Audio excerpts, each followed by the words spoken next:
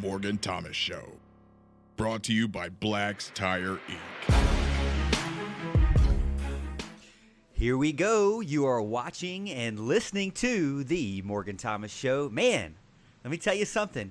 Week 2, game number 1 is officially in the books, and we'll be talking about that and a whole lot more. A lot went down over the weekend, and I'm excited to have you in, whether you're on Facebook, YouTube, Twitter, Periscope, wherever you're watching or listening. Please let us know in the comments, because I always love to give you a shout out during the show and just tell everybody where you're from, where you're watching, and maybe how long you've been a Tiger fan, or maybe something like tonight. Say, who was your favorite player of the game, Saturday night for the Clemson Wake Forest game? I'd be excited to know. I'd be interested to know who you like to watch last Saturday. But again, like I said, we got a big jam-packed show. Again, Monday night, 8:30 p.m. Joining me is my good friend and co-host, Big Al, Alan Adams. Welcome to the show, Big Al. Yeah, man. Hey, we got some Clemson football to talk about today. Not Clemson recruiting. Okay, we're not projecting what Clemson may do or may look like we get an actual game to talk about tonight. It was a good game for the Tigers, and I can't wait to dive in. Speaking of actual game, the guy down below, Houston Burnett, was with me as we called most of the game until it was like 2 hours and 30 minutes into it, and then YouTube kicked us off. But we called most of the game, talked about it, and it was pretty fun to do. May never do it again, but it was actually fun to spend some time with you, Houston. Thank you for joining me again Monday night. Yes, absolutely. It was a pleasure to call a game with you on Saturday night. I know we were talking off air. That was the most subdued I was. Normally I am going bananas, even if it's the Citadel, Wake Forest, whatever. Inside, I was stoked to see the Tigers take the field, even if it was in an empty Wake Forest stadium. Yeah, it is very difficult to be in that Don Munson type role where you can't actually, express your true feelings. Even though you really can on a YouTube stream that doesn't matter, you can do that a little bit more. But when you're doing it for a profession like those guys are, it's a little bit different. So I can understand, and that's one of the reasons why we don't want to do it. We just want to stay where we're at. We just want to keep doing what we do because we are such big diehard fans. But if you want to give us a job, we're here for you. Again, thank you so much for watching over on Facebook, YouTube. YouTube got Mel in and giggled in. Thank you so much, guys, for joining us. Mel from Lexington, South Carolina, Clemson fan, 48 years. Somebody top that one. I'd love to see that. And Clemson Carson also in, says, what's up, Al? What you got over on Facebook? Right now, we got about 13 with us. I saw Kevron and Billy Sigmund got in early with us, as usual. I saw Marty McKee was joining us. Mom got in as well. And Bill Lanham from Four Paws, our man there. Mark Bryant, Mark Childress, our man Mark Childress is with us as well. So we've got a pretty good group over here. And I see Brent Meredith Fulton has joined us as well. So we got some new names over here, a couple of new names at least to toy around with. So we hope you stay and we hope you enjoy and want to talk some Tigers with us. Get in the chat and be active. We'll try to get to your questions or comments as well.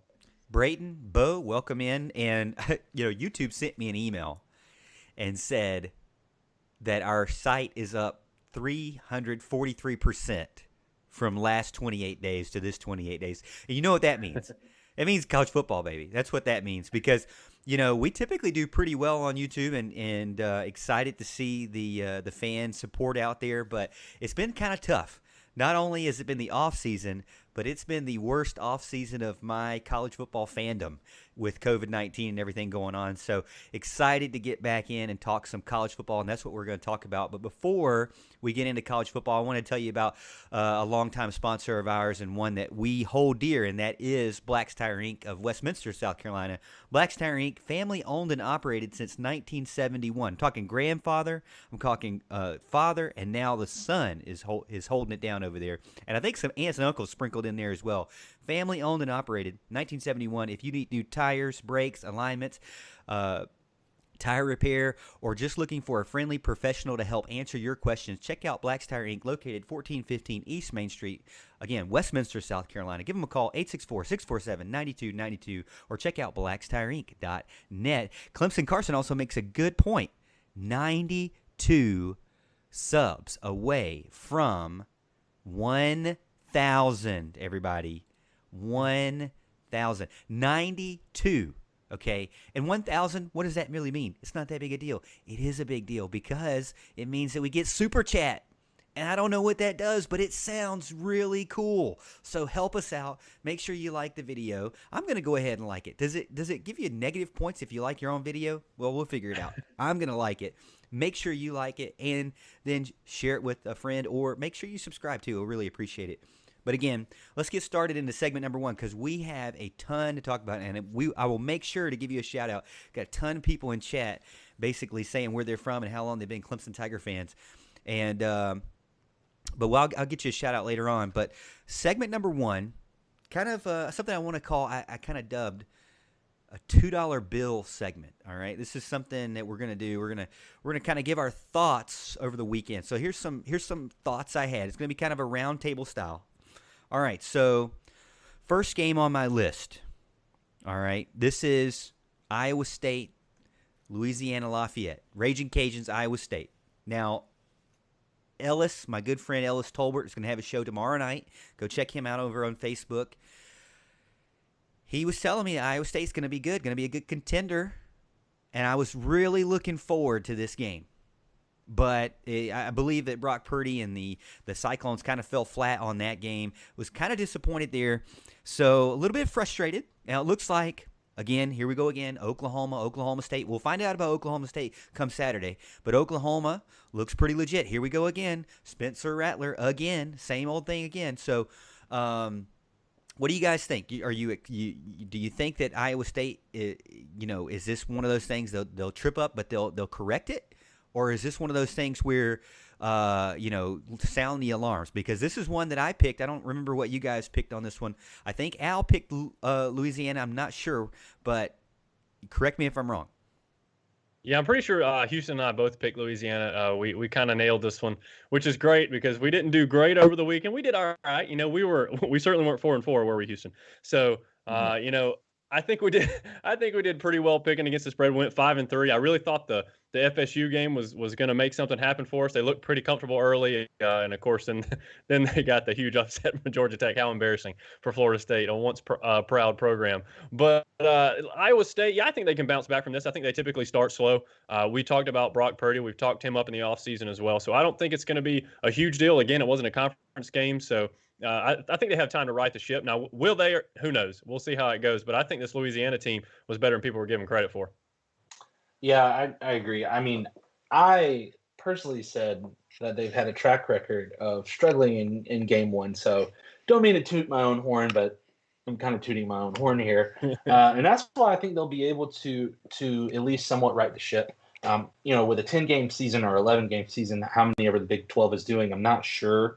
How much of a course correction they'll be able to do in a short amount of time. I certainly think that there are some major issues speed-wise to be able to keep up with the Oklahomas and the Oklahoma States and the Texas of the world. But let's be real. Iowa State lost, but the Big 12 did not look good this weekend at all. They looked bad. And so if you're in a conference to be able to right the ship, the Big 12 is the right conference to be in for Iowa State. I'm hearing that the Big 12 is now having a emergency meeting on closing down things for COVID. That's a complete rumor and a lie from my mouth. But I hear that they after those 3 big losses, they now don't want to play football. It's not that important for them. But again, I'm just joking there. And chat is saying don't dwell on Iowa State. I'm dwelling on Iowa State because I lost it, but you guys won it. So Louisiana definitely came out hot, looks good. Billy Napier, a hot name, a big-time commodity. Maybe he gets a big jump in pay raise or in another school coming up soon. So look forward to see what Louisiana can do. UNC kind of started out slow, maybe some first game jitters type thing. First game stubbed their toe there, and Sam Howell threw an interception, 1 or 2, I believe, and then they finally came alive in the fourth quarter, so it was good to see. Texas, actually, James is in chat. Texas did cover that big giant spread, by the way, so good job there, Texas. Texas is back, at least against the University of Texas, El Paso. Notre Dame, another one. Notre Dame, like we said, now I don't remember if all of us said this, but I know I said it. Notre Dame beat Duke last year by 20. The spread or 21. The spread was 20. I felt like Chase Bryce would account for at least a touchdown to keep it closer, and that's what happened. So they won by 14, but it was kind of back and forth there. A lot of 3 and outs for Notre Dame. They couldn't figure out their identity. Looked like Ian Book didn't know who to throw it to, and it kind of is what we mentioned last week. But they did find someone, Kyron Williams, 112 yards, 2 touchdowns. So they now have a running back in the mix. So here's the thing. I'm seeing stuff, collegefootballnews.com. Notre Dame's going to right the ship next week, and they're going to be right back to number 2 team in the ACC. For me, this is a sign of more to come of just lackluster offense and just averageness from the Golden Helmets. What do you guys think? Yeah, I kind of tend to agree with that. I actually picked this one wrong. I believe I picked Notre Dame to cover that spread. I was a little, I questioned whether Chase Bryce was going to be able to get it done as the man. And man, what a game he had. Chase Bryce looked really good. I mean, he didn't have the eye-popping stats or anything like that. Didn't have a lot of touchdowns. I understand that. But we talked about this last week, even though, I questioned whether he'd be able to do it or not. It was because of the people around him for the most part. And we hadn't seen a lot of him in game action. Obviously, we certainly haven't seen him as the man except for the one game against Syracuse. And he played really well. I mean, his throws were on point. I was very, very excited for him, very proud of him, and hope he continues to do that. I'd like to bet a little bit on Duke going forward, and hopefully they can kind of take that next step. I would like to see him have some success for sure because he deserves it. He played a great game against Notre Dame. It just wasn't enough.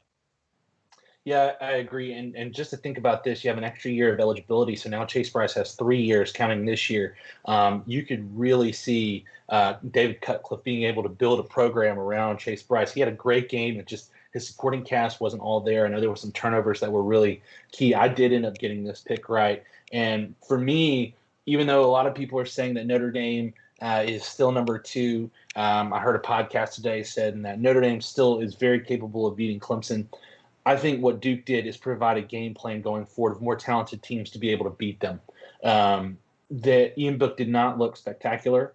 And if you're able to take away that run game, then basically what you're going to be able to do is making them one-dimensional and make Ian Book beat you as a recipe for disaster for the Fighting Irish. And just to finish up segment number 1, this is kind of the highlight or the big part of my rant, my $2 bill thoughts for the weekend or over the weekend from Florida. So we got 2 teams, Miami, Hurricanes, and then Florida State. Let's hold Florida State to the end. I want to get the juicy stuff at the end. But Miami, all right, Al, big on Miami preseason. So coming in, now that you've watched what Miami can do with De'Aaron King, what are your thoughts? My thoughts are these, that he's heavily having to run the ball.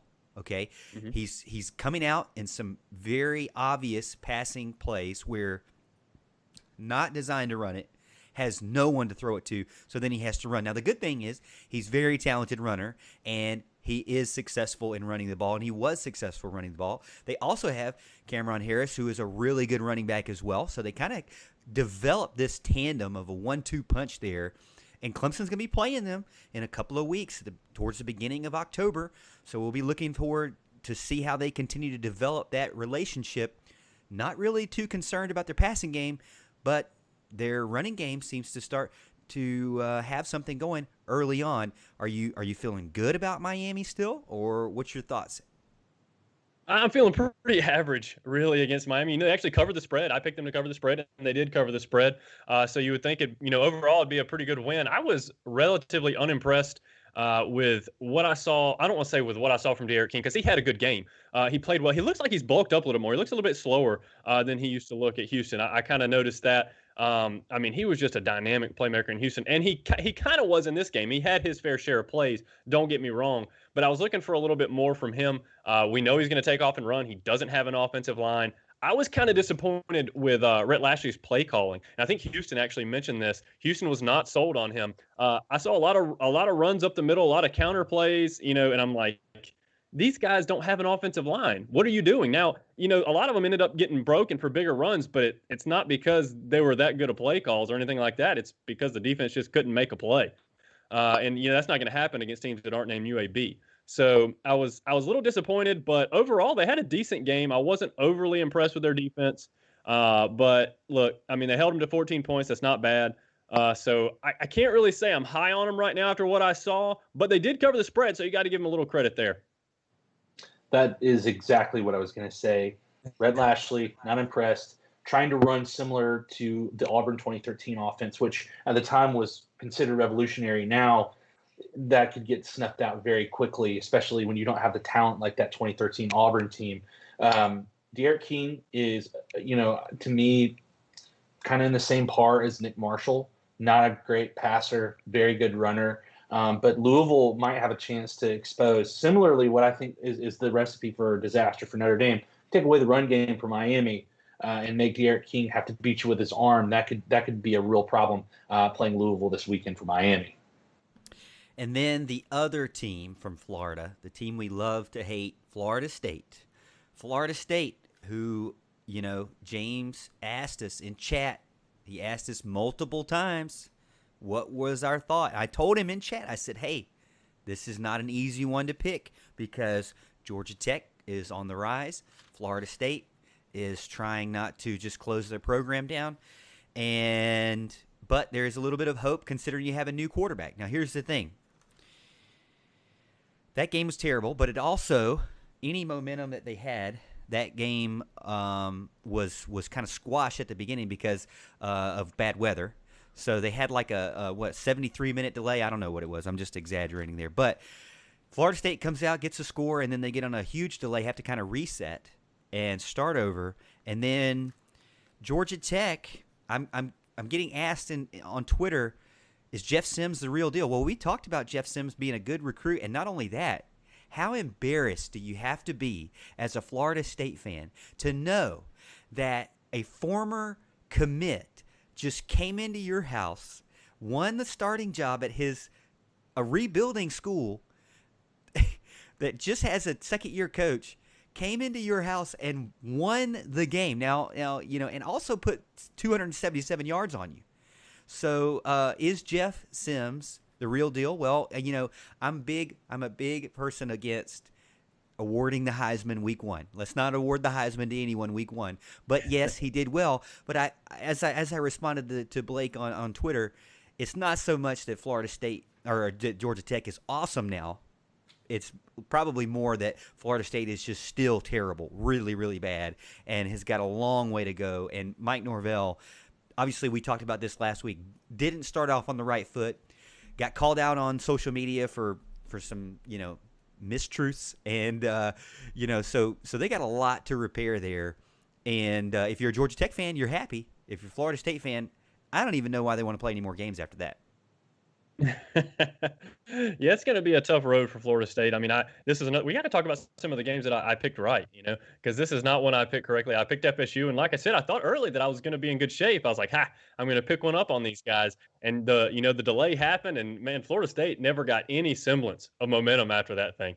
It was awful. It was boring to watch, but the only reason it kept you, it kept you watching is because you were wanting them to pull the upset. You were wanting Georgia Tech to pull the upset. Once I realized the spread wasn't going to be covered, I'm like, go Jackets. I don't want FSU to win. It's that's kind of the way I felt about it. It was not pretty. I think Georgia Tech gets brought back down to earth and they play Central Florida this week. But we'll see how that goes. But I think the spread is only like 7.5. I think that's way off. But what do I know? I only went 5-3 last week, right? Spoiler Yeah. alert. Whoa! Now I called the Georgia Tech game. Now I didn't pick Georgia Tech outright, but I did pick Georgia Tech in the spread. I think Central Florida is going to wax Georgia Tech. I'm sorry. Neither of those teams. I called it even when I wrote last week on SouthlandClub.com. It was a mistake-filled, ugly game. Georgia Tech had 3 kicks blocked. It's a miracle they were able to get that last field goal in anyway. I am.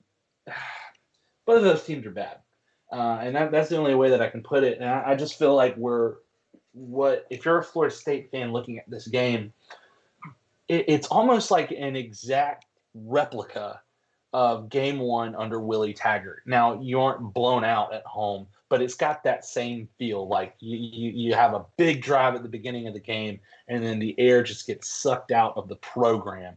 And I think this is going to last for a while. It wouldn't surprise me if Florida State struggles with Jacksonville State No, coming up on the schedule, Jacksonville State's a very good team. Zarek Cooper's good. Hey, look, you laugh. Florida State I lost agree.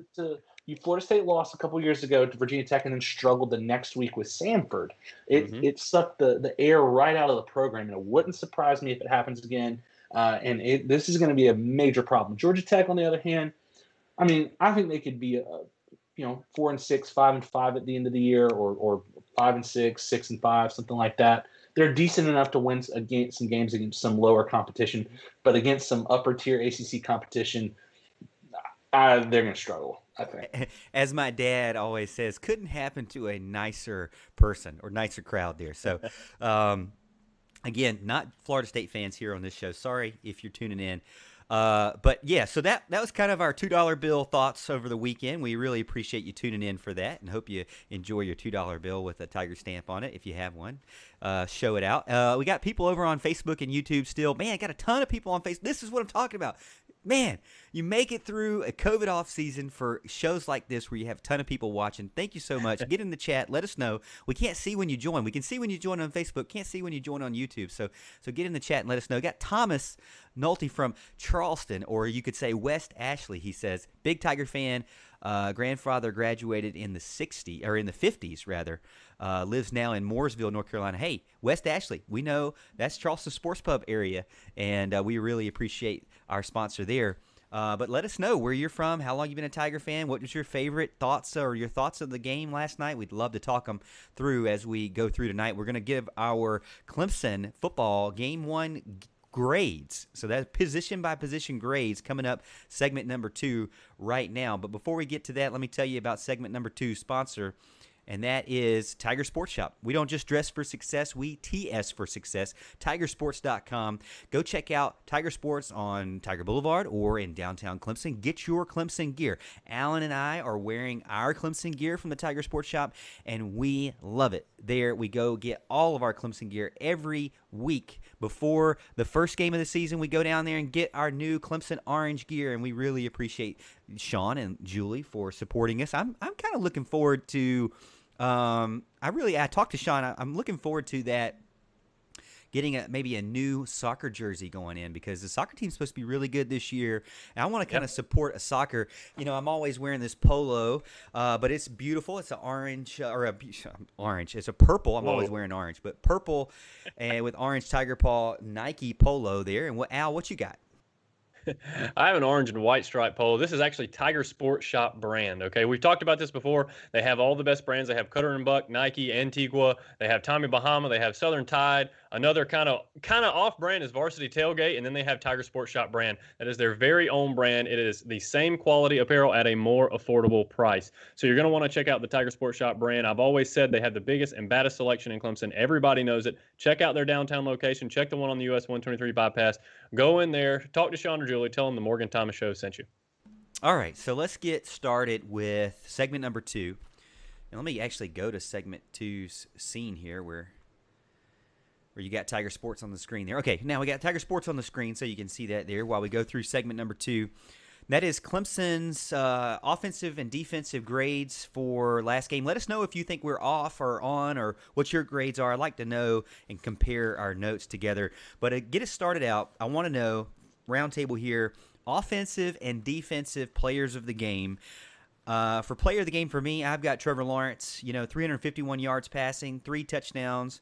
And then for player of the game defense, it just brings a tear to my eye to say this. After all these shows, all of this talk, just Myles Murphy, 7 tackles, leading the team, 2 sacks, 3 tackles for loss. I mean, I'm just like a proud dad. I just can't, I cannot express my feelings of joy and just awe and amazement of what we saw Saturday from those freshmen on that defensive line. I mean, we knew it was coming. Was I ready? I don't know. I don't think I was ready. It was a beautiful thing, no doubt about it. I mean, I actually, I have Myles Murphy. If you have anybody other than Myles Murphy for your defensive player of the game, you're wrong, plain and simple. It wasn't even close. I mean, you had a couple of people that played well, no doubt about it, and you can put Brzee in there as a guy that played well. Nobody played anywhere near as good as Miles Murphy. I'm not going to repeat the stats because you've already talked about him, but he was above and beyond the guy. He looks like the guy. He's been physically ready since he got here. It's incredible, and he's just going to wreak havoc the rest of the way. I had mentioned last week about with kind of the stuff going on with Justin Foster, we didn't know if he was going to be back. That Murphy would be my pick to have the biggest impact this season if Justin Foster was out for an extended period of time. Now, of course, we still don't know that to be a case, but it turned out to be exactly the case on Saturday night, and he had the biggest impact for sure. As far as offensive player of the game, I went a little different here, okay? Honestly, the two picks are going to be Trevor Lawrence and Travis Etienne. I think they should be, but I went Braden Galloway, and I'll tell you why. I went Braden Galloway because he made the tight end relevant again at Clemson. Okay, he had 5 catches for 60 yards. I mean, heck, I should have just called out the whole tight end position because Davis Allen had a long catch. It was like 42 yards, and then Chalk had like a 12-yard touchdown pass, a sweet pass and catch from Lawrence to Allen. From Lawrence to Chalk. That was a great scene as well. But Galloway proved to be the threat we thought he was going to be, that all Clemson fans have been saying he was going to be. He showed that he's going to have to be accounted for in the games, and he's going to be a matchup nightmare for teams this fall. Yeah, I was going to say all the tight ends are my offensive players of the game. 7 receptions, 114 yards, and a touchdown. To me, it mirrors sort of what the Bill Belichick Patriots offenses were at their heyday when you have a matchup nightmare tight end, Rob Gronkowski, Ben Watson, Aaron Hernandez, whoever you want to throw out there, Dwayne Allen even was with the Pats, who is a great pass catcher down the field, stretches the field, is a zone buster. And then on top of that, I mean, offensively, they were humming.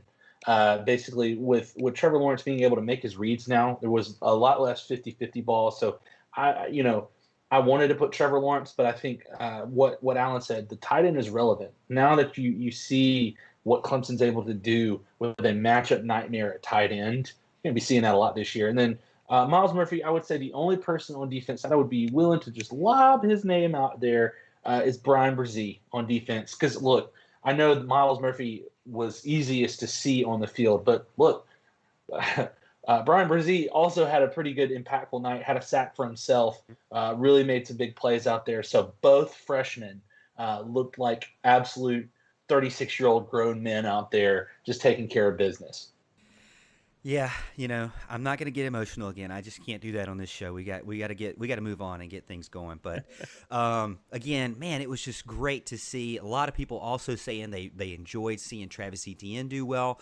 They were missing Lynn J. Dixon, so didn't get to see him. Also, Mikey Dukes didn't get to see him. Didn't travel with the team. Ches Malusi also. There's a lot of running backs in that running back group. Yeah. Didn't get to see, but it felt like there was still a good running back group there. Bowman got a couple of handoffs there. And Kobe Pace, we talked about him as well, got a few in there. So excited to see what some of these freshmen are going to be able to do, even in the running back position, and Darian Rencher as well. It was a good group, even though, missing some. Now, I got a call from a friend earlier today, and I actually mentioned this, and I did like a kind of a recorded interview with William Qualkenbush from Out of Bounds from the Roar. So you'll see that later on this week. So be checking that out on the YouTube page. Me and Qualk did a little interview and talked about the game and some thoughts about Clemson. But something that kind of got brought up was some of the fans are saying, well, it was kind of lackluster. There was no points scored in the fourth quarter from Clemson, and the wide receiving group, was consistent, but nothing like what they're used to seeing, right? No Mike Williams, no T. Higgins, no Justin Ross. So is that a good thing, a bad thing? What are your feelings on it? Now, here's my thoughts. My thoughts are that it was nice to see Trevor Lawrence pass the ball around, kind of distribute it. I mean, he had like 17 different guys that caught a ball last night or Saturday night, and so that was exciting to see. But my thought is, it's good to see what Trevor can do, and it's also good to see what the other guys can do in the sense of, they're not deep ball threats. They're not those kind of T. Higgins, Justin Ross type guys, and that might be a good thing. Well, this is going to sound a bit weird because I've been clamoring for years to throw over the middle. I think the middle of the field is so dangerous and it's so hard to cover. I get there can be a lot of traffic there a lot of times. Man, especially when you can leak out a tight end, it's such a matchup problem. I grew up, on Green Bay Packer football, and they used to utilize the tight end like crazy, and they just ate defensives up. Okay, I love to see the tight end used, but all right, last year Tony Elliott got hammered a lot, and we weren't real kind to him either about doing nothing but 50-50 balls. He got a lot of flack for doing that, and I didn't think we were going to go from all 50-50 balls to zero 50-50 balls. I don't remember one true jump ball in this game. I'm looking for some kind of balance, Tony Elliott. If you're watching the show, I'm looking for some kind of balance. In this game in particular, by the way, I was thrilled with the offense for the most part. I really was. I was hoping I was going to see at least one or two deep balls, especially to Joseph Ngata. I've been pretty bullish on Ngata, and I think he's going to do good things. But I really thought they were going to give him a shot to go up and make a play and try to, boost his confidence a little bit, maybe, prove that he can be that alpha type receiver that we've been looking for in the absence of Higgins and in Ross that was supposed to kind of step up this year. I thought they would take at least a chance or two, maybe to Ladson as well. You can do it to a couple different players, but Ngata was the guy I was really hoping they were going to give a shot, and they just didn't do it. I'm not as worried as far as the offensive wide receiver output. You mentioned the tight ends, and I mentioned how they kind of remind me of the Patriots of old or of years ago. They didn't have a ton of wide receiver options as far as like big game-breaking wide receivers. You have Danny Amendola or Wes Welker, those types where they get open and they get the ball, and that kind of felt like how it was the other night. You're not taking a whole lot of deep shots. You're just being efficient. You're making throws between 20 and 25 yards that are on the money. You go 20 to 25. It's not a bad night, and you're hitting your targets. I also think they kept it vanilla for a reason. I think you're going to see a pretty vanilla playbook as well this weekend as well. It almost felt like a preseason game. I feel like the first two games, you're not going to see the full onslaught of the playbook. They may pepper in something like they did the other night with Spector, where they brought him around and he almost fumbled it but went in and got down to the 1 yard line. But I think they're going to keep it vanilla for a reason. They're just kind of building things up. And I think maybe once we start getting into the brunt of conference play, you might see maybe a couple more deep shots, maybe a couple more 50-50 balls to Ngata or Ladson, or maybe a couple more type throws across the middle to get Ladson open. Because I think Ladson has the biggest jump that he needs to make from game one going forward. He had a couple drops. He had a touchdown that he should have had in the end zone. So I think they'll try to get him more involved as well, and even somebody like Cornell Powell, who is still listed as a starter. If he plays the way that he did the other night, then I think he's going to keep progressing on. Yeah, I just think people are wanting to see, the ESPN highlights, but you're not going to really get – I mean, you're going to get some from Amari Rodgers, but those big-time up in the air, spinning around, one-handed catches, you really haven't seen them from Joseph Ngata or Frank Ladson or really E.J. Williams, excuse me, or even Cornell Powell. Cornell Powell, I think, only had like 15 yards and 2 receptions. So, not like lighting up the stat sheet. But, again, I think really overall the ability to move the ball down the field almost at will with little to no issues was good enough for me. I mean, I don't have to have big time jump balls, electric plays. I mean, if they continue to just win like that. Now, the drop off that I did see, and I would agree, is after Trevor Lawrence left, the guys that are after Trevor and Travis, once those guys are off the field, they're still figuring each other out. So no need to panic, of course, but that group. As it showed, fourth quarter, third quarter, I think after Trevor left, there was only like 3 points scored after that. So, and then also in chat on Facebook, BT Potter, I mean, big time kick, 52 yards, something like that. Yeah. Hit all of his extra points, hit all of his field goals. So very good job. And also kicked every one of his kickoffs into the end zone. So really excited to see BT and what he's done. And maybe it's the hair. Maybe he's got that Trevor Lawrence Pantene, and they're borrowing each other's tips and tricks on hair, and it's doing well for him. But let's get in the grades real quick. We got grades, and then we've got picks against the spread, top 25 and ACC teams only on this show. But let's get into our grades for position by position. So if you don't mind, guys, let's just do, because I talk too much. Let's just do 1 to 2 sentence review on why you picked this grade, okay? And remember, as last year, I want to let you know that I am the teacher you want if you need to get a GPA boost, okay? So I'm going to go ahead and put that out here, that I have a lot of the letter A on my sheet right here, okay? So don't beat me up, but I think there was a lot of good results from some of these position groups. So I'm going to say Trevor Lawrence is really the quarterback group. Now, I could give him a B if you want to say the other two guys, but because there was an interception that actually caused them to lose the spread, and I'm not even going to get into that. I was trying to avoid that, but I'm going to still give the quarterback group an A. If I say group, it kind of feels half-hearted, because it really is. Group as a whole, it might be a B because those guys after him. But Trevor Lawrence as a whole, I think he did great. I'm giving Trevor Lawrence an A. The group, I'll give a B. Well, here's what I'm going to have to do. I'm going to have to do this on the fly right now, okay? Because when you said offensive and defensive position grades, I thought, since there was 3 of us and we know how long you talk, that we were just going to do offense grade, defense grade as a whole, okay? So I'm going to be doing this on the fly right now. And as far as quarterbacks are concerned, I'm going to give them an A minus. I like to do the minuses and pluses. I think it gives you a better range. Lawrence had a really good game. He took a couple of sacks he probably shouldn't have. He really needed to get the ball out on early when Basham was chasing him there at the beginning of the game. He missed Ladson on a wide open corner route. But other than that, man, Lawrence played great. He was really back to the Lawrence that we've been waiting on. He's going through his progressions. He was finding the open guy. So I really liked what I saw from him. And of course, you had the interception from Pumachan that kind of knocks him down a little bit. But yeah, overall, great game from the quarterbacks. I'm going to say A minus. I'll also grade A minus on the quarterback group. Kind of similar, echoing what Big Al said. Trevor played great. He was super efficient. I think that's all you can ask for when you're making your reads and you're not getting locked on to one receiver. That's the main thing I wanted to see. Trevor did that. He looked great.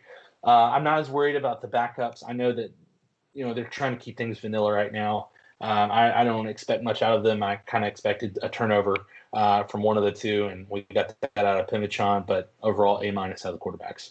Yeah, it's not the championship phase for sure. It's still game 1, going into game 2. Got a lot to learn. Think they're going to work out some kinks on game 2 for sure.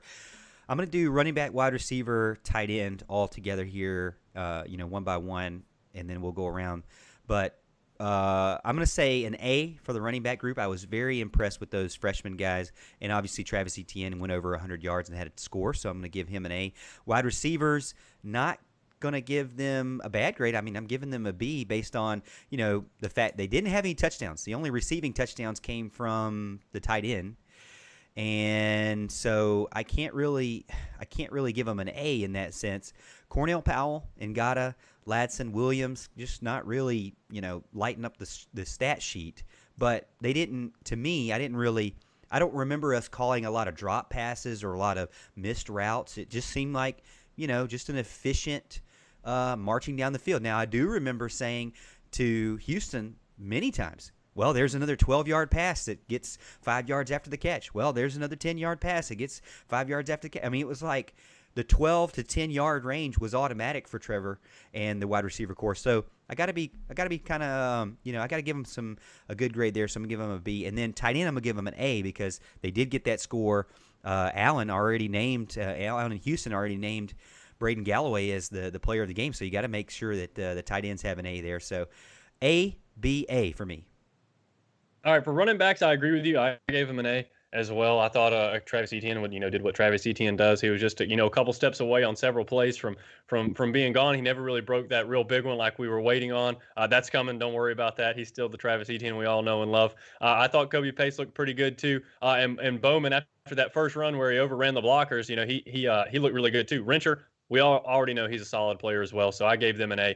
Wide receiver, I gave them a B as well. I was really disappointed in Amari Rogers' drop touchdown. He was focused a little too much on his feet, and probably the goalpost he was about to run into, so he kind of dropped that one. I expect Rodgers to catch that 9 out of 10 times. It just happened to be that one time where he lost focus a little bit, so he'll get that corrected, no big deal. And Ladson, I was disappointed. He had a chance for a big play and a big touchdown over the middle. It wasn't a perfect throw by Lawrence, but it's one that Higgins and Ross catches. And as a 5-star, borderline 5-star prospect, which he was, that's something I expect him to catch in year 2. If he wants to make a name for himself, I think he can make that play. And I'm sure he makes that play routinely in practice. So I wanted to see that, but I gave him a B. It was a good effort by the wide receivers. Tight ends, I don't know if this is the first A+ I've ever given out, but this is definitely an A+. Wow. I mean, like I said, when they've been non-existent for the past few years and they do what they did the other night, you got to give an A+. They did excellent. I mean, they caught everything that was thrown at them. They all made plays. One was for a touchdown, and that's a guy who was non-existent in the passing game, J.C. Chalk, and that was a good throw and a really good extension on the catch too.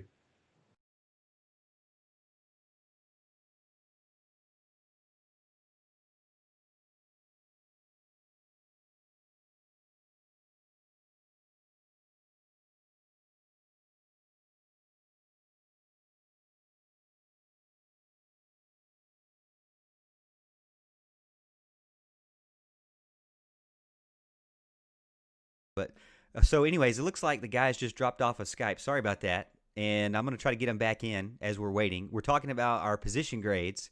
So they kind of disappeared on me. And, I can't do this. I can't do this game. I can't do this show by myself, even though it has my name. I have to have some co-hosts here. But let's see if I can get them in. I'm just kidding. Plus for the tight ends. Houston. Are you there? Oh, can you hear me? Houston, it looked like there was a disconnection from Skype there, and we got everybody back. So Houston and Alan, I'm guessing you guys were just talking away, just enjoying the show without actually being on the show. Bunch of hoodlums over here. Unbelievable. You actually get the intelligent ones talking, and we're not even on camera. You're not even on camera. All right, so Tater King over in chat saying everybody back. Well, everything was running. Skype stopped running. So, Mark Childress, Microsoft, where you at? That's what I got to say. All right, so Houston, again, I hate to make you repeat yourself, but nobody heard you. So tell us your running back, wide receiver, tight end grades real quick, because we got to get to the defense and we got to get picks against the spread. Right. I'll keep it quick. Running backs, A. Wide receivers, B-. Tight ends, A++++. That's that. All right, and then I can't forget the big guys. I wanted to give them their own spot because Alan always picks on me about not giving the offensive line their credit. I want to give the guys their credit here. Now, they did, there was 2 sacks. It's kind of hard to get stats for offensive line. I mean, I can't find, like, pancake stats or anything, but I feel like as an offensive line as a whole, Walker Parks, Will Putnam, Bockhorst and McFadden and Stewart and Carmen all, look pretty good. They ended up pushing a great, running back over 100 yards, and they had a quarterback who was able to get over 350 yards and only 2 sacks. Now, I was kind of concerned at 2 sacks, but as Alan said, some of those might have been, more Trevor than or one of them might have been more Trevor than the offensive line. So maybe maybe not. But I give him a B because I don't. How do you even grade an offensive line? I don't know. We got to get Eric McLean back on to help me with grading here because I don't know. I'd have to do a little film review to be a little more accurate. I was going to give the offensive line an A, and I'm usually the tough grader, Morgan. I'm usually the tough grader. I thought the offensive line did really well, the first team especially. Like I said, they had that 1 sack in the beginning I thought was on Trevor Lawrence. So it could have been on the receivers like Houston said, but Lawrence just kept running back and towards the sideline. I'm just like, dude, throw it away. Get rid of it. And it's something he normally does, so we're not going to harp on, Lawrence too much about that, like we want to replace him or anything, right? So no, I thought the offensive line did good. Walker Parks looked great as a backup. I was super excited about him. Clemson has a bright future with Walker Parks, assuming, that maybe Carmen goes pro this year or something like that. Yeah, I think we got somebody to slide in there at left tackle. I'm really excited about Walker Parks' future. Heck, everybody on the starting line looked good, including Kate Stewart. And a lot of Clemson fans want to give Stewart a hard time, but he looked pretty good in the game, I thought, as well. So it was definitely a good night for the offensive line overall.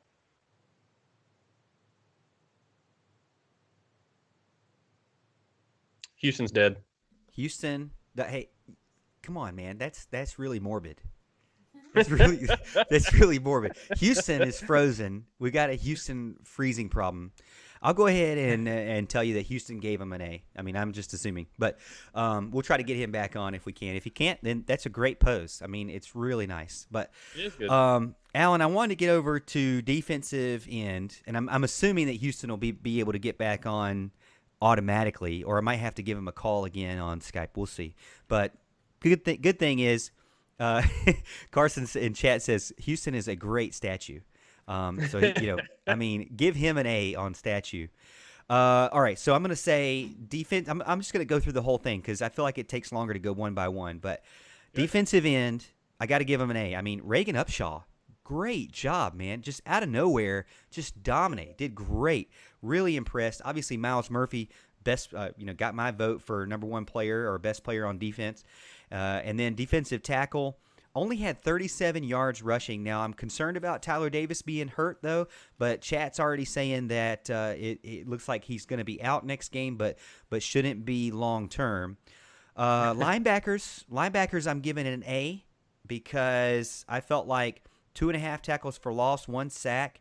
Mike Jones, I mean, the thing about it is I'm giving him an A because all these guys are new other than Skalski, and Skalski only played half the game, and they all held their own and did really good job there.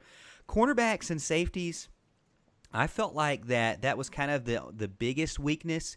Booth was called, I think, on a penalty once, and then they kind of picked on Andrew Booth a lot there at the beginning. Morin had 93 yards receiving and 1 touchdown. One of the best jobs, at least one of the best receiving jobs for fantasy points from the ACC there. For Wake Forest. And then Robertson had a 55-yard catch, which was the longest catch of the game. So Clemson gave up the longest catch of the game, also gave up a lot of fantasy points to Morin. And then Donovan Green, we talked him up big time. Dave Clawson's highest recruit had 76 yards too. So, I'm not saying that they did bad. I'm still giving them a B. But if anything, that was kind of where they gave up most of the yards, it seemed like. All right, I can't remember. So did you split up the cornerbacks and safeties, or did you just do them as DBs? I did them together. What a loser! I don't know why I didn't do the defensive line together, but just ignore me. Oh, by the way, kicker and punter. I know Bill's asking about kicker and punter. I gave him an A. 3 for 3 on field goals, 4 for 4 on extra points. And Will Spires, other than that one that was a touchback that hurt his average, had a 56-yarder.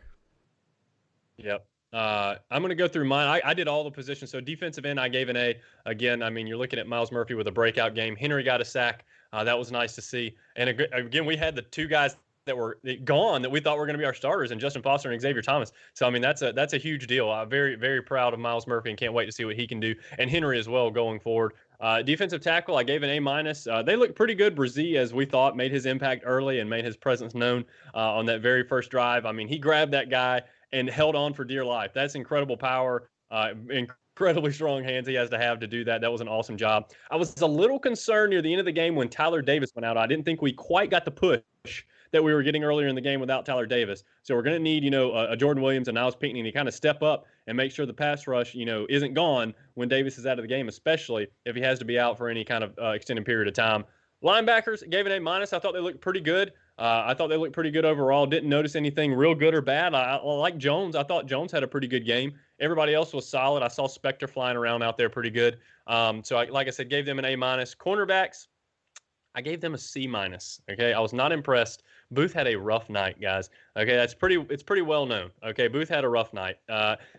He got beat on a couple of plays. At least one of them should have been a touchdown. He had a pass interference call. It was a rough night for him. Now, let me be very clear. I'm not concerned with Andrew Booth. I know what kind of talent he is. He's got the length. He's got the talent. He's just got to get the first game jitters out of his way, and he did that, all right? So I think he's going to be just fine.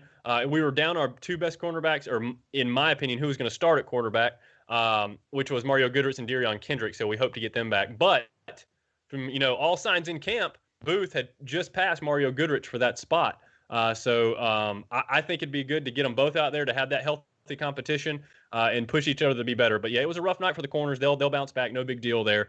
Safety, I gave them a B. Xander's missed on a couple assignments. I was a little disappointed in that. He doesn't miss tackles, okay, but his eye discipline, they get kind of sucked up in the run game. They got beat to the outside a couple times when they shouldn't have. But overall, a pretty decent day for the safety. So I wasn't too disappointed in that. I gave them a B. And like you said, the kickers, are you kidding me? A. I mean, that was an amazing game from them. The only negative was that one punt that he punted into the end zone. I was irritated with Dabo for punting right there, anyways. But yeah, it was. Yeah. I mean, he gained like 15 yards from that play, so that was disappointing. But no, they did excellent. He kicked that field goal when BT Potter kicked that 52-yarder or whatever it was. I texted, my father-in-law. I was like, man, that'd have been good from 70. I mean, it was a thing of beauty. He absolutely boomed that kick, so it was good to see. Yeah, and Houston says he has technical difficulties. He's gonna have to restart his computer, so we may not have him back. He said he's gonna try from his phone. This is gonna be nice. It's gonna be nice. But thank you so much for joining in. When he gets back, we might throw him in if we can. But when he gets back, maybe. Houston. Well, look at you just popping up like that. What? Hey, can you turn your screen sideways? Gotcha. There right you here. go. Look at you. Yeah. Look at you. Had some emergency. Yeah, had some emergency things that I had to do there. Computers and old Mac, so gotta work with what I got. Hey, you know what? A year ago, we came from working on our laptops too. So, thank you for joining us again. And try not to. Alan's still on the left. Try to have it a little bit further away from your neck there. But anyways, I don't know. You got a good looking neck. Oh man! All right, so. I appreciate you coming back on. We missed you. And you got kind of like he's in a dream. He's got the blur around. Yeah, he got a little blur going on. I like it. Daydreaming about himself. What's going on? Yeah, I got to turn it's the a light spirit. on. Sorry about Houston that. Spirit. Holy Spirit, yeah. Okay. All right. We're losing. Okay. You're losing me here. You're losing me here. We got Houston with the Holy Spirit at the bottom. And all right. So hopefully your picks against the spread, knock on wood, are going to be perfect this week. Yeah. But again, let's get into the picks against the spread. But before we do that, Al's going to talk to you about our final segment sponsor, and then we're going to get out of here. Well, it's a good thing I had this thing semi-memorized because I don't have it on my screen right now. But we're going to talk to you about Heating Cooling Services, Inc. They are family-owned and operated, serving Anderson County and surrounding areas since 1980. Heating Cooling Services, Inc. is your residential and commercial comfort expert. Anything from preventative maintenance of your home HVAC system to overhauling a commercial chiller or anything in between. If you want to breathe easier and be nice and cool in your home or business this summer, give Heating Cooling Services, Inc. a call. You're going to want to talk to Mark or Jason Trammell. Their number is 864-224-7655. Again, that number is 864-224-7655. They've done great work on my house. My house has been running as cool as can be for 2 years now. They're good people. They'll do good work. Tell them the Morgan Thomas Show sent you. Yeah, we appreciate that and their support there, Mark and Jason. We really do. Thank you so much. Let me get you on the screen here, Houston. You're a little bit. If you're listening to the podcast, you're like, "What is going on?" But I gotta do some graphic design adjustments here so Houston's not cut off there. All right, so we got Houston back in. All right, so segment number 3 is our picks against the spread. We do top 25 and ACC. We're gonna try to go through this pretty quick because I know you guys got to go to bed or maybe watch the rest of Monday Night Raw, but or maybe Monday Night Football. Did you notice that Kirk Herbstreit and Chris Fowler are doing the Monday Night Football? And it's kind of weird. I don't know if I like it or not, but they seem to be doing a good job. And so I got it kind of in the background here. I don't know what the score is yet, but okay, here we go. 19-10, Pittsburgh over New York with 12 minutes to go in the fourth. All right, so first one up, Cincinnati or at Austin P at Cincinnati. This is an off game, so we're not going to count this one. But I did want to mention that I know you guys are going to go ahead and rub it in, so I'm going to go ahead and just get it out there. I said, let me pick first. I said that Pittsburgh would not be able to score over 27.5 points because they didn't score over 27.5 points or beat anybody by 27.5 points last year, rather. Well, I was completely wrong. Pittsburgh came out and trounced Austin P. You guys tried to convince me that I was way off. And if without that game, guys, I would have tied you at 5-3 overall. You guys both had 5-3. I went 4-4. So still 50-50, at a 50%. You guys a little bit over 50%. But that game, I'm just going to go ahead and get it out here. Hey, you know what? Just because they never scored that much last year, that's only one part of the equation, okay? You got to look at the big picture. And you got to listen to your friends, too, sometimes, all right? If they say you're crazy, you know what? Odds are you're crazy. So I get that off. I get that out of here. All right, now the first one up is Boston College at Duke. This one's an interesting one because Boston College hasn't played a game yet, and Duke has. Duke did what we thought they could do and held it close. Now, Duke is actually the favorite in this game, minus 4.5 at home. So with Chase Bryce, knowing what he can do, knowing that he's limited, he doesn't have that Clemson, offensive playmakers around him, can they beat Boston College by 5 or more? That's the question. At home. Now, here's my thing. Walt Deptula told me that he felt like of all the teams in the ACC, Boston College might be one that kind of shock you. They got that transfer. I believe Houston reminded me the transfer from Notre Dame is eligible to play. I don't know if he's going to be the quarterback or not. Yes. I don't know. But I will tell you that they have revamped their defense with a bunch of NFL experienced coaches. Not only that, their head coach, NFL experienced head coach. They have a running back that the guys up there in Boston are saying is just as good as A.J. Dillon. Is not going to be a drop-off there. They got a quarterback that might be pretty good. They got a running back that's good. They got coaches that can coach defense and have proven it. And I'm going to pick Duke. I'm going to pick Boston College, rather. Boston College plus 4.5. That's what I'm going with. All right, I just want to note, first of all, that in our group message today about what we're going to talk about on the show, that Morgan said we got to make our picks with like 1 or 2 sentence maximum, okay? I don't know how many sentences he just said, but it was like 20, okay? So we're going to try to reel that in a little bit. Look, this is a difficult one. I really wanted Houston to go first so I could just copy what Houston said. You know on what? this one. Actually, I thought about that, Al. Not to interrupt you, Houston. Yes, you do need to go. You do need to go first because we don't want people. We don't want people on our show. We don't want our fans to think that you're just cheating off Alan's paper. So Houston, you go first. Okay. Well, I'm actually going to go against Morgan here. I'm picking Duke with 4.5. Like we just bragged on Chase Bryce. We just bragged on how well he played. He gets a home game now. I don't think that Boston College defense is better than what he faced last week, and he did a very good job against Notre Dame. I think he's got a very good, capable running back and Jackson. I can't remember his first name, if it's Deshaun or Sean Jackson, but he's a good player. I feel like Duke's going to win this game. It's going to be close, but I think it's going to be over that 4.5. It's going to be somewhere in the range of like 21-14 or like 24-17 or something like that. Houston, I'm glad you agree with me. Okay, you could sense that I was going to pick Duke in this one. Okay, yes. I did pick Duke in this one. I had this one for a long time debating what I was going to pick. I like Jerkovich, Boston College, but I think the big deal for me is that they haven't played a game yet. I think that's a big deal. There's a lot of first game jitters that happen, and we saw it. We saw it with some other teams this past weekend. And I'm going to take Duke because they have a game experience, and I really like what I saw from Chase Bryce.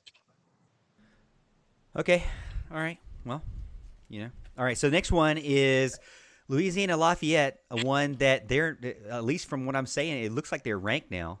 So at Georgia State. Now, for whatever reason, I'm looking at a couple places. They're predicting this is minus 17. They're saying get Georgia State and the points. That's what some of these people's predictions are. I'm like, well, they just walked into Iowa State and beat them by 14 or so. I'm thinking they can beat Georgia State by more than that. I don't know. I know that Georgia State, this is one of the things. They beat Tennessee. Okay, well, that was the first game of the season. They ended up going 7-6. I do like that they have a freshman quarterback, Cornelius Brown, and a wide receiver, Cornelius McCoy. Cornelius to Cornelius. That alone almost made me pick them. Cornelius to Cornelius for the touchdown. I would just love to say that. However, I gotta stay on the Billy Napier train and take them minus the 17. So one of these two coaches will end up being the head coach at South Carolina, and it's not going to be Billy Napier. I feel like Sean Elliott's going to be one of that coach that takes over eventually for Will Muschamp. He's actually done a great job at Georgia State. I'm actually going to say Georgia State with the points. I don't think they win. I think ULL has got more talent. Also, look, shout out here, Chapman High School grad, guy in the news from Chapman High School that went to Georgia State, Michele Colasurdo, thought he had myocarditis, but because college football was played, he was able to do screening and found that he did not have myocarditis and that he's able to be cleared and played again. And with that, they rally around the team. Georgia State at least loses by 14. Well, Morgan, I got to tell you, it's either going to be a really good week for you or a really bad week for you, okay? Because I am taking Georgia State with the points as well, and it's really because Louisiana just had this huge victory, okay? This victory where they came out of nowhere, this underdog victory. You know how they sometimes come off of those highs and crash back down the next week. I think there's going to be a little of that at play here. I'm going to take Georgia State plus the points. All right, and I can't blame you for that. And really, you don't want to pick any of the ones I'm picking. But Syracuse at Pittsburgh. Now, I didn't have any faith on Pittsburgh, but here's the thing: the point spread is minus 21.5, and we're using OddsShark on Monday night here. Okay, minus 21.5. Syracuse is bad, but are they more than 3 touchdowns bad against Pitt? That's the question. I don't even want to answer. We're not telling you. I don't even want to answer, but I'm going underdog. I'm going give me Syracuse plus 21.5. Morgan, look, I went with Syracuse last week. I thought Syracuse was talented enough to at least keep the game within 22 points with North Carolina. All right, and North Carolina's a good team, and they were close for a while. It's 10-6, and then it was blowout city after that. If they can't hang around with him, this might be the worst defense in the ACC. They are bad news bears, man.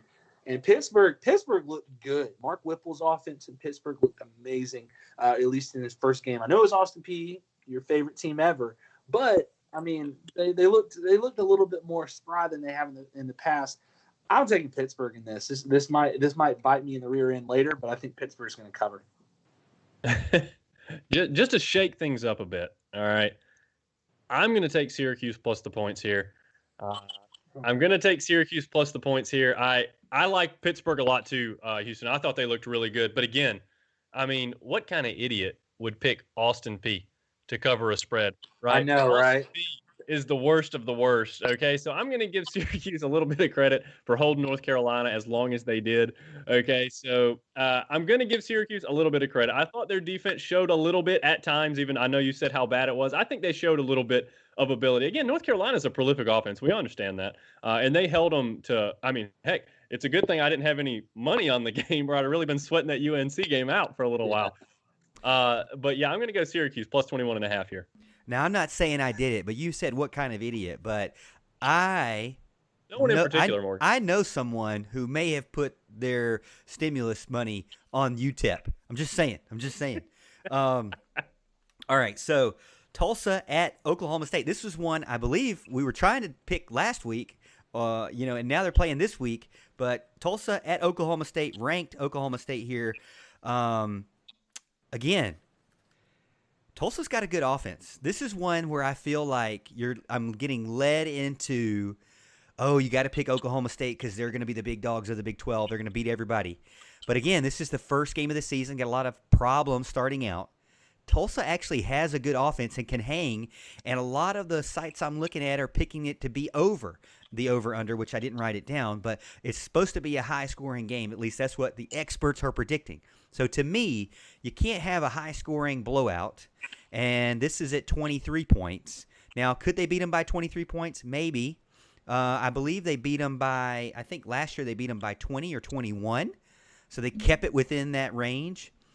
So, they've got a 1,000-yard rusher. They've got over 1,000-yard receiver, and they have a over 3,000-yard quarterback. So I'm going to give me Tulsa and the points. You said there's no such thing as a high-scoring blowout. I think you can watch the Orange Bowl from 2012.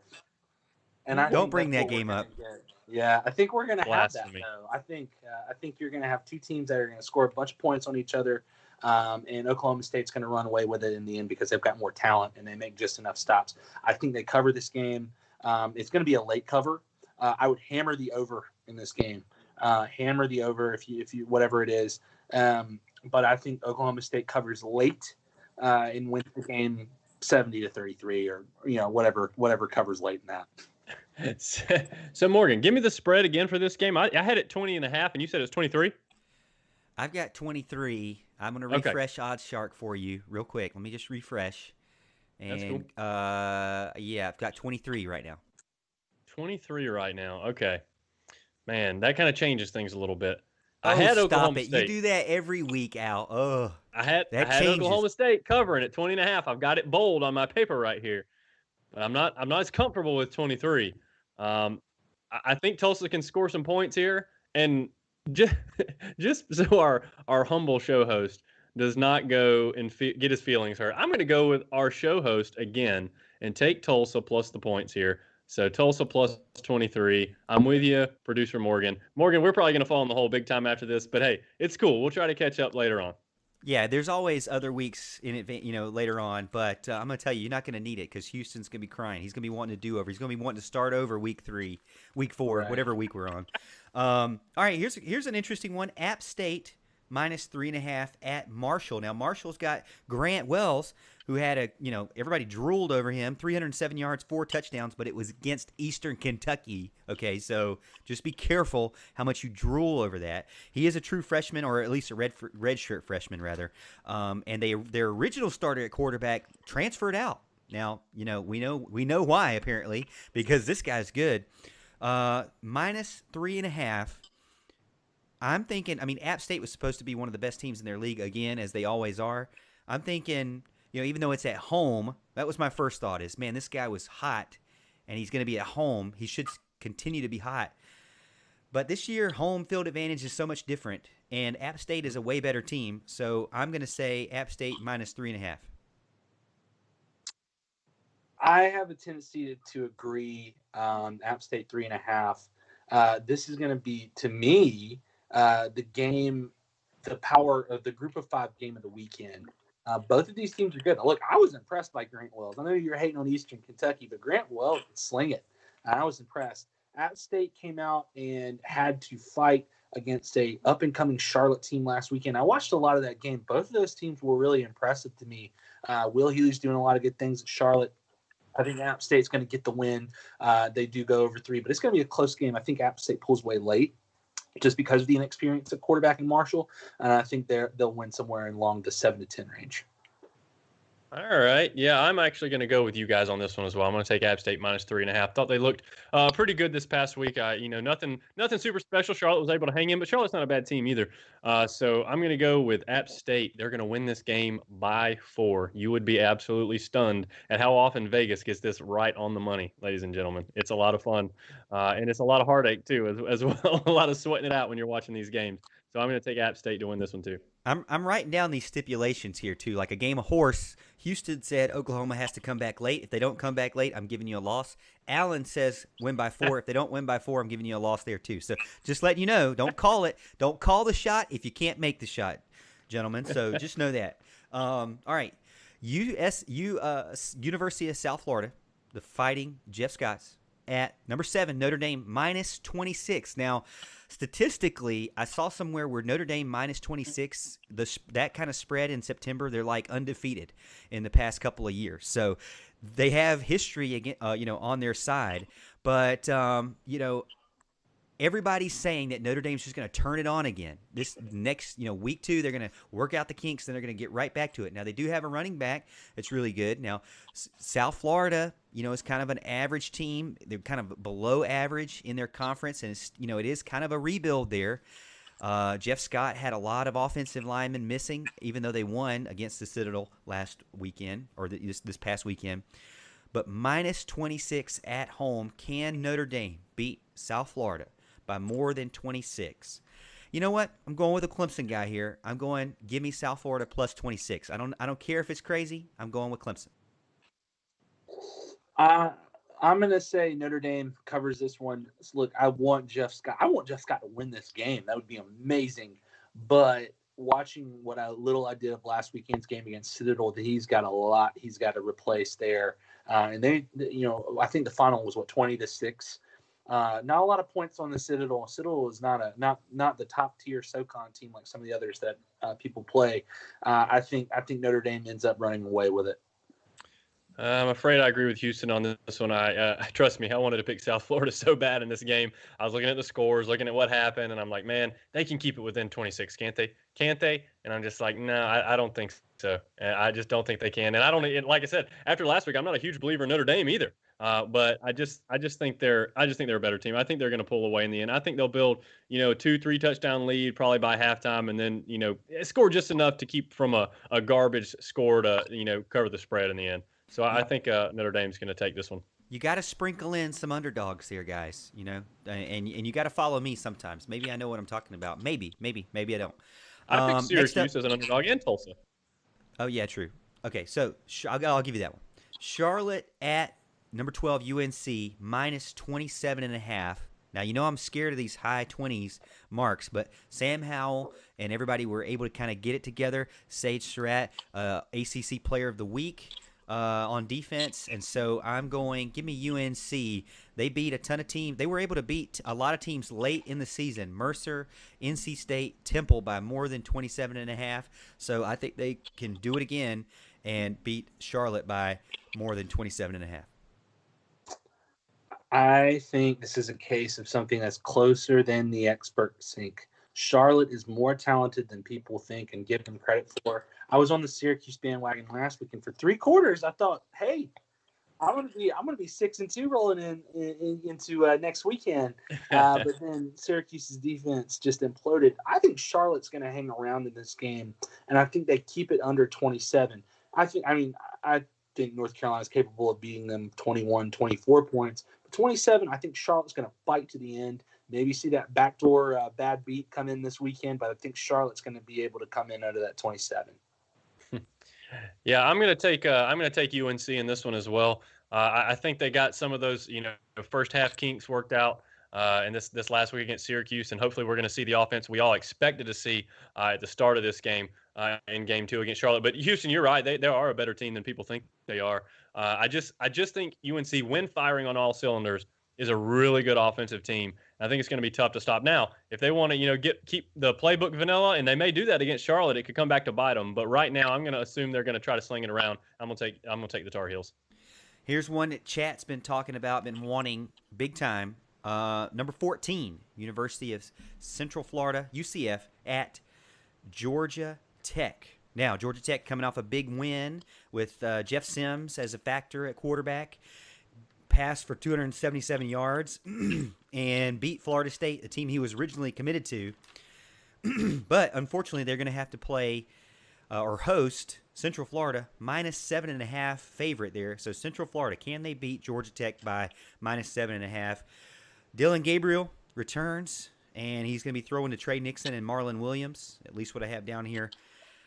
Barring any, opt-outs or not able to play, everything looks good, up to Friday. This is Monday still, but I'm going to go ahead and take UCF because, again, it's not so much that Georgia Tech has arrived and Jeff Sims is now the, bringer of a championship to Atlanta. It's more of the fact that Tallahassee is under siege and people are running for their lives. So, I got to pick UCF, and congratulations on winning the game we didn't expect them to win, Georgia Tech Yellow Jackets. But, I got to pick UCF. Walt tells me plenty of times this past month that UCF, he believes, is the best team in their conference. I agree with Walt. Hammer the 7.5. UCF is going to win this game, and they're going to start this obnoxious push to get in the playoff with a win over a Power 5 opponent. Furthermore, just sticking the knife in the hearts of Noles fans in Florida, knowing that they're the second best, not even the second best team in Florida this year. I'm just gonna make this one quick and say I agree. UCF wins big. All right, then we've got Clemson or Citadel at Clemson. I'm going to pick Clemson there. Another big game. Well, let's do this game before the big game, the final big game, ranked versus ranked matchup in the ACC, guys. But Wake at NC State. NC State minus 2.5. You know, Wake. I mean, they just got. I mean, I think the trap you can fall into is holding NC State, holding last year against them. They had a lot of injuries. They had a question at quarterback. But they have a legit running back in Zonovan Knight. Alan and I have talked about him plenty of times. And Wake Forest, they probably will do a lot better on offense from what they did against Clemson, because Clemson probably has one of the best defenses in the nation. So the question is, you know, Wake has two pretty good running backs that couldn't get anything going. They have a couple wide receivers that can actually hold their own even against Clemson. Can they go into NC State's house and win? And as I'm talking about this out loud, I want to say yes. I want to say give me Wake plus 2.5. But I originally wrote down NC State minus 2.5. It is their first game. Wake is coming off now into their second game. So I'm still undecided on this one, really, to be honest with you, but I know I have to say this out loud. So I'm going to pick the team at home, NC State minus 2.5. I'm just going to do it. I'm going to go with my gut feeling at first, my first thought, even though I just almost talked myself out of it. You should have, because I was going to agree with you. I think Wake Forest plus 2.5 is what I'm going to be leaning and going with. After seeing what Donovan Green did, look, he had a great night against Clemson's corners. And I know that not a great night for the defense as far as the cornerback and secondary. There was a lot of people running free, but Donovan Green looked great. And I think they're going to be able to continue that. I don't think NC State has a great defense. And if they're able to capitalize on that, get it to Green and Gruel and the other wide receivers that Wake Forest have, I think Wake Forest wins this game. Still not buying into NC State, and I think this is going to be a put up or shut up year for Dave Doran, a.k.a. Toby from The Office. Well, I'm going to do it again. I'm going to agree with Houston, and I'm going to take Wake Forest plus the 2.5 here. I liked what they were able to do. I say that. How is that? How weird is that to say? I like what they were able to do offensively against Clemson. They got open. They dropped touchdown passes. Okay, will they drop them 2 weeks in a row? I don't know. Maybe. But I'm going to give them the benefit of the doubt. I think Sam Hartman's a good quarterback. He did get popped. He still might be seeing stars from where Levante Bentley, I believe it was, hit him in the Clemson game. But, if he's good to go, I'm liking Wake Forest. I think they're going to be able to move the ball against NC State. I'm just not buying NC State yet, so I'm taking Wake plus the 2.5. I mean, it's kind of hard to buy him when they haven't played a game at all, so I get it. But, Yep. I can't – I'm one of those guys where I look at what my predictions were in the preseason, and I at least need to hold true to them for a week. You know, Sure. if I fold after just seeing a few games – I need to hold it. I need to ride it. I need to ride it through one or 2 weeks at least until I see all the teams play a game. And that's kind of another problem that we have this year, is that there's a lot of teams we're picking the first couple of weeks that have not played a game at all. It's going to happen next week when we start picking these SEC teams. A lot of teams not played a game at all. We're going to have to, go from scratch on what we believe we'll see. Last game of the night, and then we'll finish it up. Number 17 Miami at number 18, Louisville. Louisville, the favorite at home, minus 2.5. Now, that Louisville versus Western Kentucky game was closer because the special teams caused a couple of problems there. Miami, though, not super convincing me yet. Haven't really seen much from their passing game. Oh, but you see a lot from the passing game from Louisville. 343 yards passing, one of the best fantasy, actually the best fantasy quarterback points last weekend, better than Trevor Lawrence. I believe Cunningham had over 30-something points fantasy for you FanDuelers out there. But so I'm going to go, again, I think Louisville's a better team. I think 2.5 is, that's just a field goal. I think Louisville at home can beat Miami by more than a field goal, or at least a field goal. So give me Louisville. Give me Louisville as well. I feel like this is going to be a marquee win for them, a win against a ranked opponent at home. I think they'll be able to contain Derek King and win by over 2.5. Yeah, I'm taking Louisville as well. I just like what I saw from Louisville. Again, they had that muff punt that let Western Kentucky get a cheap score kind of right down at the end zone. I think they got it, inside the 20. Led to a really quick touchdown. And that win would have looked more impressive. But I think Louisville's been underrated since, it's the preseason. I think they're going to be a lot better than people thought. Just why we took them last week. And I'm going to take them again this week. Louisville minus 2.5. And again, Clemson's got Citadel this weekend. Is there anything else going on this week other than, my favorite, got AEW, you got WWE, which I really don't watch WWE much anymore because AEW is so good. And then you got, NFL, obviously, still out there. Anything you guys are looking forward to other than, obviously, the Clemson game? I mean, this rank versus rank matchup is, I'm kind of licking my chops, but I will say UCF at Georgia Tech. Let's see if they're a real deal. Yeah, I would say I would be watching plenty of that. To get me through to college football, though, we're on the end of a baseball season. Much to the chagrin of sports writers everywhere, baseball has made it to the end of the season, and crazy enough, the Braves are still leading the NL East with a pitching rotation of a bunch of JV players and maybe a golden retriever. Yeah. So they've made it this far, and they're still leading, and they're second in the NL right now. So getting it through to football Saturday with football, but the Braves are still on, and I'm still cheering hard for them. Yeah, definitely. I've been trying to watch a little bit of the Braves myself. It's been pretty disappointing when they lost Soroka and Fried as well. I don't know if we have any update on Fried, what he's been doing, if he's gonna get back this season before it's over. Or gosh, I hope so because we are struggling. But yeah, like you said, still leading the division, so I'm still pulling for the Braves. But I'm looking forward to the ones Morgan was talking about. I'm looking forward to Miami, Louisville, and I'm looking forward to Georgia Tech, UCF to really see what we got. See if Georgia Tech can make a little more noise than we're expecting. And chat's asking before we go, teams that we hammered all three. Not very many this week because of me. Just blame it on me that we didn't get 3 for 3 picks. We hammered down App State at Marshall. We all three picked that, and UCF and Louisville. We hammered UCF. We hammered Louisville. All three of us. So those 3 games are picks of the week that we all agreed upon. So go check those out. And we hope you have a good rest of your week and enjoy the Thursday night football that's coming up, as well as more college football is coming up. Hopefully all the players stay safe and healthy and get us to week number 3 and then hopefully week number 4 into the SEC. So I'm excited about it. But again, on behalf of Alan and Houston and myself, we really appreciate you guys joining on Facebook, YouTube, Twitter, Periscope. Make sure you like and share the video. We really appreciate it. We're here every Monday night, 8:30 p.m. Eastern Time.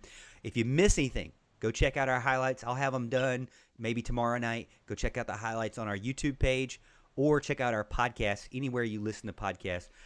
But that's it. Good night, everybody. And as always, Tiger fans, we'll see you at the top of the hill.